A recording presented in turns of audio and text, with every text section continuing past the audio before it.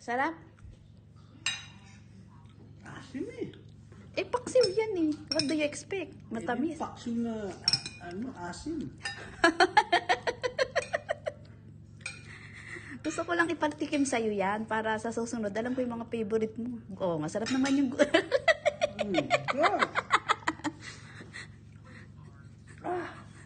Grabe naman yung asim mo. Kaya nga, dato puti. Mukha asim talaga.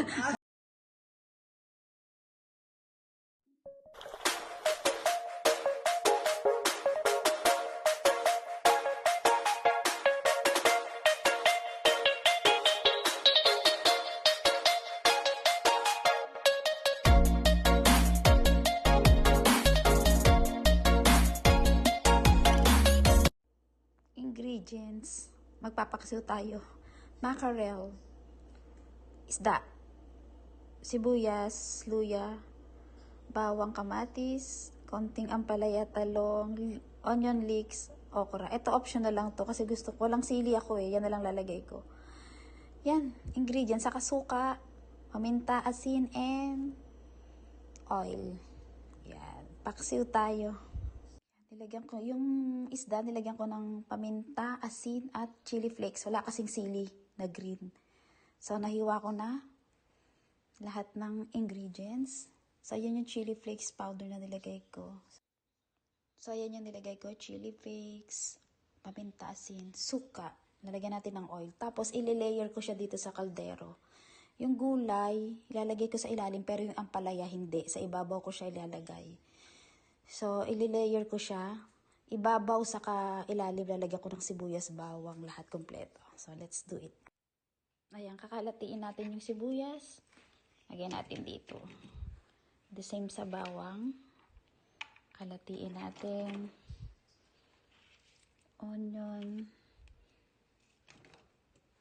Kamatis. Kalati lang. Luya. Yung pepper siguro hindi. Luto na yung kanin. So, ayan. Ito yung isda. So, templado na naman to. So, ito yung isda. Templado na naman yan. Nilinis ko siya maigi. Yan, lalagay natin. Wait. I forgot the gulay. So, lalagay ko muna yung mga gulay. Ayan. Lagyan natin yung talong. Yung ampalaya lang ang iiwan ko. Kasi para hindi naman masyadong mapait. Okra. Ayan. Later na tong ampalaya. Then, lagay ko na to. On version ko to ha. Kung ayaw nyo ng gulay, pwede nyo hindi lagyan. Nasa sa inyo yan. Pero kung gusto nyo, di lagyan nyo. So, ayan na. So, titimplahan na natin. Lalagay uli natin tong ingredients na to sa ibabaw. Lahat. Para siyang nakasealed, nakapalaman siya ng yung lasa niya, yung lansa, wala. Kasi, yan, lagay natin lahat yan. So, ang pinakahuli niyan is ampalaya. So, ayan, nilagay ko na sa ibabaw uli yung kahalati ng ingredients. Sibuyas, kamatis, bawang. Then, tinimplahan ko siya ng suka. Kahalati lang na nor cubes. Nilagyan ko ng mantika. Then, mamaya titimplahan ko uli. So, let's see. Okay, that's it. Let's eat. So, ayun, yung gulay na talong, ampalaya, talong, okra, nasa ilalim. So, inibabaw ko yung ampalaya. So, ganyan ang gusto ko. Tuyot na tuyot, tas konti lang yung sabaw. Tas malasa siya. Tapos, parang nakikita mo yung konting mantika. So, this is the finished product. Paksiw na mackerel.